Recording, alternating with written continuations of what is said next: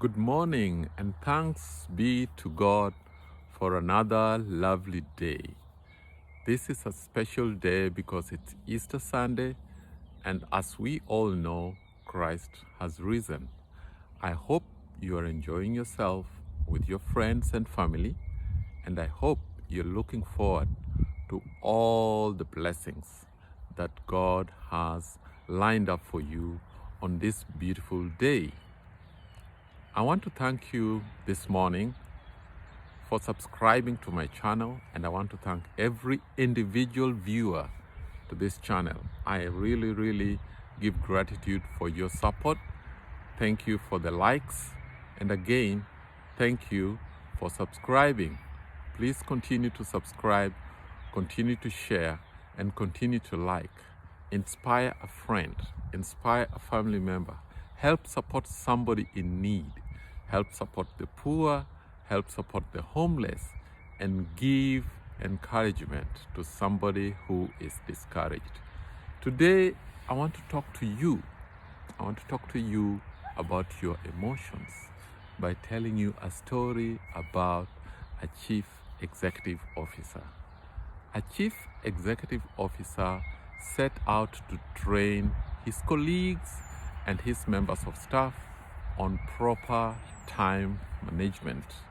He had been training proper time management a whole week, and everything was going just as planned.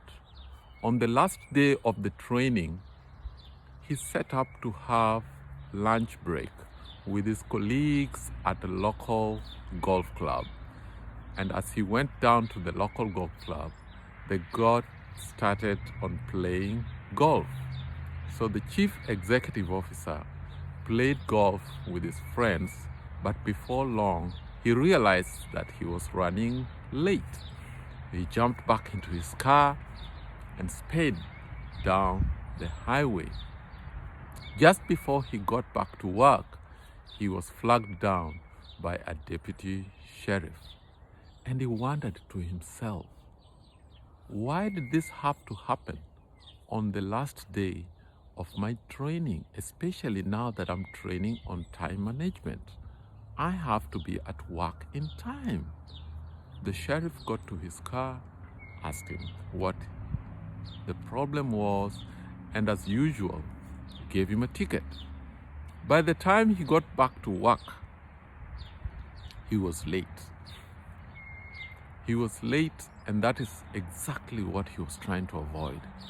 He was upset because he thought to himself, why did this happen just on the last day that I was training? I have not been stopped by a deputy sheriff in a long time, and suddenly, just when I needed to put my training together the last day, I get stopped. He storms into his office. He's obviously very upset, and he calls his marketing manager, and he asks his manager about the 10 most important accounts that the company has. And his manager says that he's not finalized that report. He's yet to finalize it. The chief executive officer is upset at his manager and says, you have to finalize it before the end of today, or you risk losing your job. The chief executive officer is obviously very mad. The marketing manager leaves the office, storms out of the office, and asks himself, how can he talk to me like that? Why does he talk to me like that after all these years, all these efforts I've put into my job, and all the benefits I have given to this place? I am the one who brings most of the business to this company. Why does he talk to me like this? I've been here longer than him, and he still handles me like I have a problem. So the marketing manager storms out of the office and goes to his assistant and says to his assistant, I want emails drafted to the 10 most important accounts before the end of today, and I want those letters sent. Please forward the confirmation to me that you have sent those letters. His assistant wonders, why does the marketing manager talk to me like this? I've been here for 18 years and nobody talks to me like that. She gets off her chair, slams the door behind her, and goes to her switchboard operator. The switchboard operator is there handling her daily business and doing everything that she has always done for the past 20 years. And she tells the telephone operator, I do not want any telephone forwarded to my office today. I have very, very important things to do and I have to make some submission before the end of the day. So don't you ever, from now to the time I leave, forward any telephone calls to me. The telephone operator wonders, why is she so mad at me? It's been a good week and suddenly she's speaking at the top of her voice. What's going on with her? The telephone operator stops all calls that are going to the assistant of the director of marketing. The telephone operator and the front desk, who is also the front desk office, leaves the office at exactly 5 that evening. She always stays a little longer and does a little more. But on this particular day, she says, you know what? I am not being appreciated and I am not going to stay 1 minute longer than I'm supposed to. She jumps up, dashes out of her office, slams the door behind her, jumps into her car, drives straight to her house and gets into the house, and she's still mad from the way that she was talked to at the office. She finds her 10-year-old son watching TV and shouts at him, have you finished your homework? And he says, no, ma'am, I haven't finished my homework. I've been watching a little TV before I can finish my homework.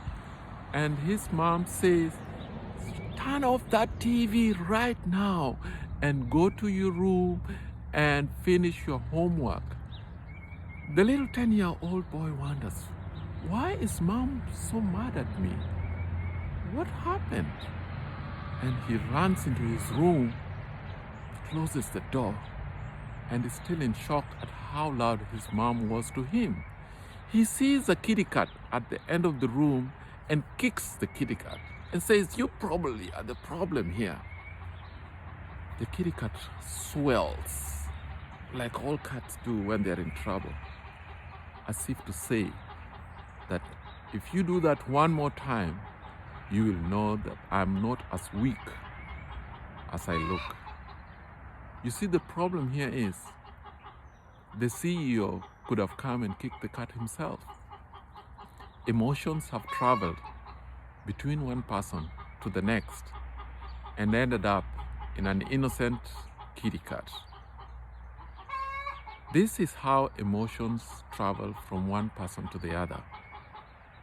This is a lesson just to tell you that when somebody shouts at you, it's never about you. Do not take on the emotion. Do not leave your house happy with good emotions and start picking on emotions as you go along.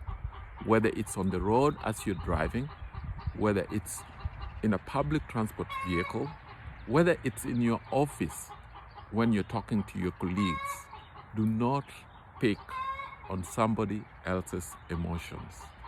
Your emotions are good and hold onto the good emotions. When you pick onto your emotions, when you pick onto somebody else's emotions, you give yourself a burden. Some of you pick emotions with every encounter, and by the end of the day, you're drained, not because of your own emotions, but because of the emotions that you pick by the day as the day goes by.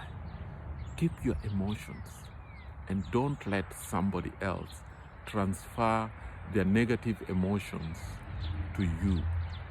This is a message to you to help you stay happy through Easter and through the week. May God bless you, and may you have a good Easter and a good week. And thank you for joining me once again. Please subscribe, like, and if this video has inspired you, please share it with family, friends, and your work colleagues. Thank you.